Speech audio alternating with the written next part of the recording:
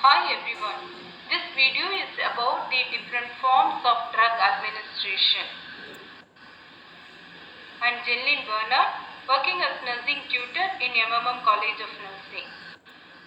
In this video, we can able to learn about the meaning of route of drug administration, different routes of drug administration, onset of drug action, and also the factors which is determining the route of administration.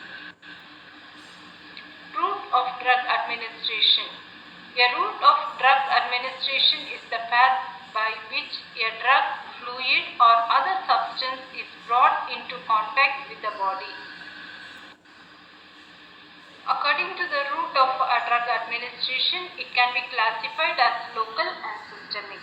In local, the medication will be given in the deeper tissues or through the arterial supply. In systemic drug administration, there are two main ways, that is enteral and parenteral administration. Topical route. The word topical in Greek means of a place. The topical route of administration refers to the application of the medications to the body surfaces. This refers to external application of the drug to the surface for localized action. In topical route of drug administration, it can be done according to two different areas, that is over the skin and over the mucous membrane.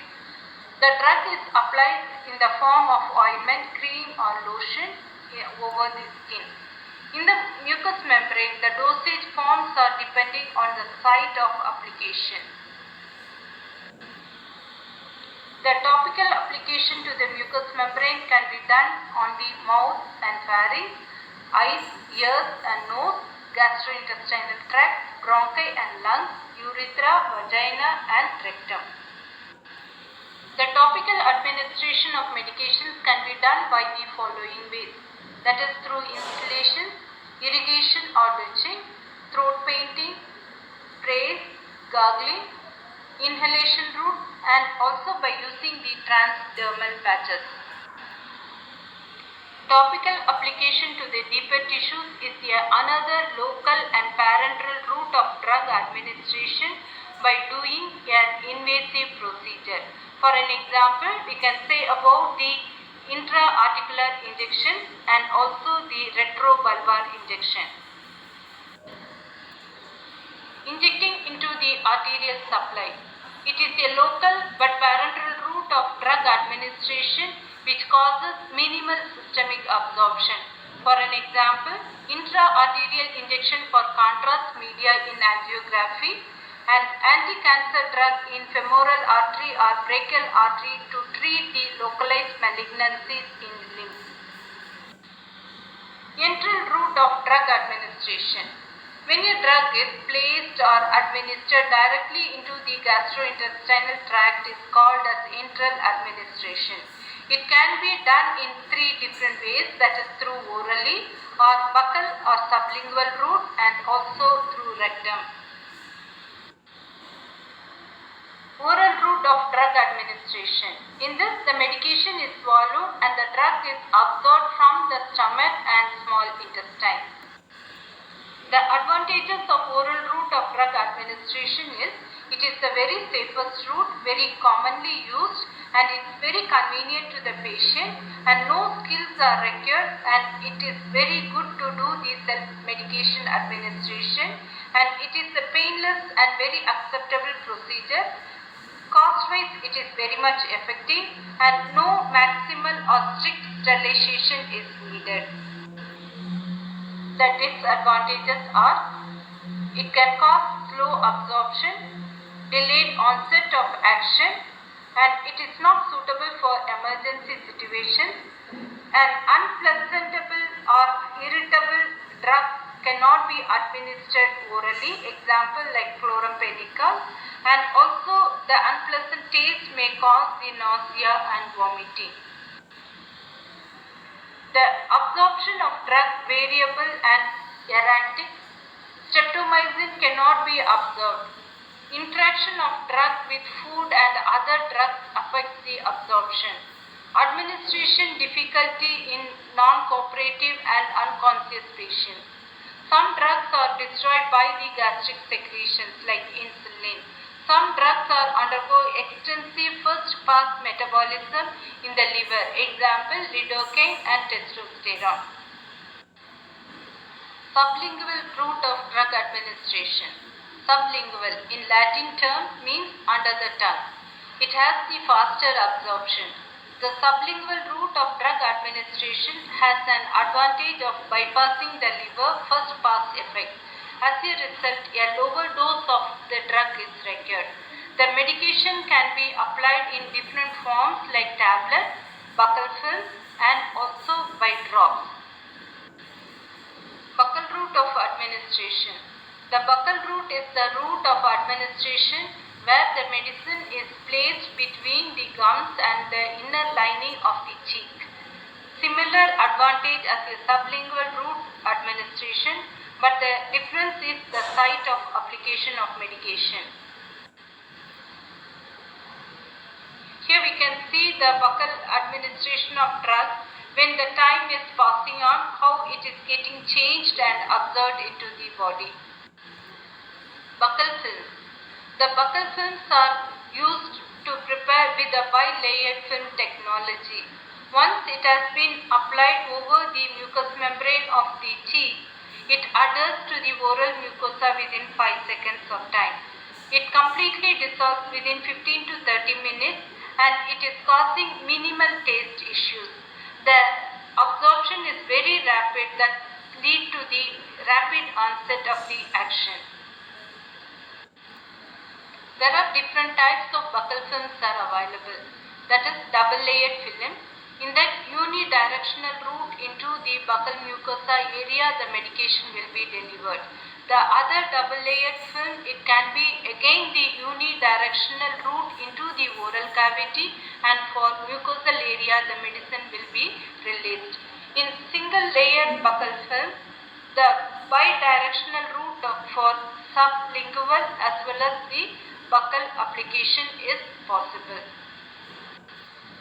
There are some disadvantages are there in using the sublingual and buccal route of drug administration. It may irritate the already existing open sores in the mouth. Extended release formulations and larger dose cannot be administered in this method. It is inconvenient in placing the medication exactly on the site. The medicine effect will be reduced if accidentally swallowed by the patient. Nausea and vomiting may occur if the medicine is associated with the unpleasant taste. The rectal route of drug administration. The rectal route offers a faster, safer and low-cost route of administration when compared to the other alternative routes. The dosage forms of the rectal route of administration include suppositories and enemas. While inserting the suppositories, it needs to be ensured that the medication is getting contact with the mucous layer of the rectum. If not, the medicine will be entering and mixing along with the feces and it cannot be able to produce the desirable effect on the body. The other way of introducing medicine into the rectum is enema. The enema can be classified mainly into two, evacuant enema and retention enema. This evacuant enema is mainly used for the cleansing purpose for the bowel. In this, the soap and water will be introduced into the rectum and it will be causing the cleansing purpose and it will be passed away. And in retention enema, any medications or nutritive agents will be introduced into the rectum and it will be retained for a period of time so that the medicine or nutrient will be absorbed by the body. For example, prednisolone enema is used in the treatment of ulcerative colitis. There are some advantages in using the rectal route, that is bypass liver. Some of the veins draining the rectum leads directly to the general circulation, thus bypassing the liver, reducing the first pass effect by 50%. This route may be most useful for patients unable to take drugs orally, that is unconscious patients, or with younger children or in persons feeling nausea and vomiting. For an example, diazepam, paracetamol These kind of medicines can be administered through rectum. And also it is having some disadvantages. Psychologically, the patient may not be feeling comfortable to take this route and they may feel embarrassed and dislike this way. Irritation of the mucosa and inflammation may occur with the repeated usage of this medication. For emergency, it will not be much suitable because the onset of action will be slow. Absorption is unreliable, especially if the rectum is full with the fecal matter. Parenteral administration. In this, the medications will be injected into the body by using the needles and the syringes.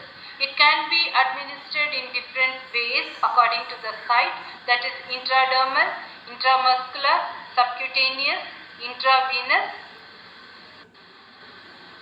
intrathecal, intraosseous, intracardial, intraarterial and intraarticular. Intradermal injection. Injecting a substance into the dermis which is located between the epidermis and the hypodermis or dermis. Drug injected into the layers of skin raising a lip. It is mainly used to administer BCG vaccine and to test the medication allergy. And also it is having the disadvantages. Only very small amount of medication can be injected and it may be very painful. Subcutaneous injection. A subcutaneous injection is administering medication into the subcutaneous tissues. For an example, insulin and heparin can be administered subcutaneously. It is having an advantage, it is reliable for the self-administration of medication. And the disadvantages are, the irritant drugs can cause severe pain due to the rich nerve supply, less vascular tissue, so the absorption will be very slow. Repeated injections at the same site lead to the lipodystrophy, will cause decreased absorption. Intramuscular injection. In intramuscular injection, the medication is injected deeply into the muscles. This allows the body to absorb the medication quickly. The advantages of IM injections are, it is more reliable, highly vascular, so the absorption is increased or it will be effective. The irritants, depot preparations, suspensions, colloids can be injected. The disadvantages are, the IM injections are more painful, nerve liable to injury or irritation, local infection may happen with necrosis. Some drugs have decreased absorption when it is administered intramuscularly like diaziform and phenytoin. Some drugs should be avoided like heparin. Intravenous injection. In intravenous injection, the medicine will be injected directly into the veins. The intravenous injections can be administered in 3 different ways, that is bolus dose, slow injection and slow infusion. In bolus dose, the large amount of medicine will be injected slowly. In slow injection, the medication will be administered over the period of 15 to 20 minutes time. In slow infusion, to maintain the constant plasma concentration, about 500 ml to 1 liter of solution will be infused for about 3 to 4 hours of time, depending upon the nature of drug and the patient condition. The advantages of intravenous injection is, the immediate action will happen, so it is highly useful for any emergency situation, and 100% bioavailability is possible. Large volume can be given as the IV administration. Rapid adjustments of dosage is possible. The disadvantages are, irritation of the veins can cause thrombophlebitis. Extravasation of the drug can cause irritation. Intrathecal injection. In this, the drug to be injected into the subarachnoid space for central nervous system action. Example, spinal anesthesia. The advantages are it is used for long duration surgeries to prevent the complications from general anesthesia. Direct and rapid action is possible. The strict aseptic condition is required for this procedure. Complications are direct nerve injury and paralysis may happen, infection and may lead to meningitis, hypotension and cardiac arrest, hematoma, post-dural puncture headache may happen, and also patient may suffer with backache. Intraosseous injection. Intraosseous infusion is the process of injecting directly into the marrow of the bone. This provides a non-collapsible entry point into the systemic venous system. This technique is used to provide fluids and medications when intravenous access is not available or not feasible. Intracardial injection. Intracardiac injections are injections that are given directly into the heart muscles or ventricles. They are used in emergencies. Intra-articular injection. An intra-articular injection is a term used to describe the administration of medicine directly into a joint. It is mainly used for the purpose of diagnosis and treatment of symptoms which is inflammatory or non-inflammatory arthritis related with the joints. Inhalation. It is used for gaseous, volatile agents and aerosols. The advantages are it can cover the large surface area, it serves as a local route in lung disease, hepatic first pass metabolism is avoided, small dose can be sufficient since it is directly delivered, less toxicity and rapid onset of action will happen due to the rapid access to the circulation. The disadvantages of medications through inhalation is it is the most addictive route of administration because it hits the brain so quickly. Difficulties in regulating the exact amount of dosage is present. Elderly patients and children may have the difficulties in using this method. According to the route of drug administration, the onset of action also will be getting varied. The intravenous and intraosseous injections can start acting within 30 to 60 seconds of time. The endotracheal medication and also the inhalations will be working out in 2 to 3 minutes time. Sublingual medications, the action onset will be in 3 to 5 minutes time. Intramuscular injections, the onset will start in 10 to 20 minutes time. Subcutaneous injections may work out in 15 to 30 minutes time. Rectal administrations will be start acting in 5 to 30 minutes time. Ingestion of oral medications will work out in 30 to 90 minutes time, and the transdermal patches, that is the topical applications, may vary in minutes to hours of time. Now we can see the factors which is affecting the choice of route of drug administration. The physical and chemical properties of the drug, site of desired action, rate and extent of absorption from the different routes, effect of digestive juice and the first pass metabolism on the drug, rapidity with which the response is desired, accuracy of dosage required, and also the condition of the patient. In this video, we have seen about the different routes of drug administration, onset of action for each route, and also the factors affecting the choice of route of administration. I have referred the Nursing Foundation text and also I took the reference from the internet. Thank you for listening.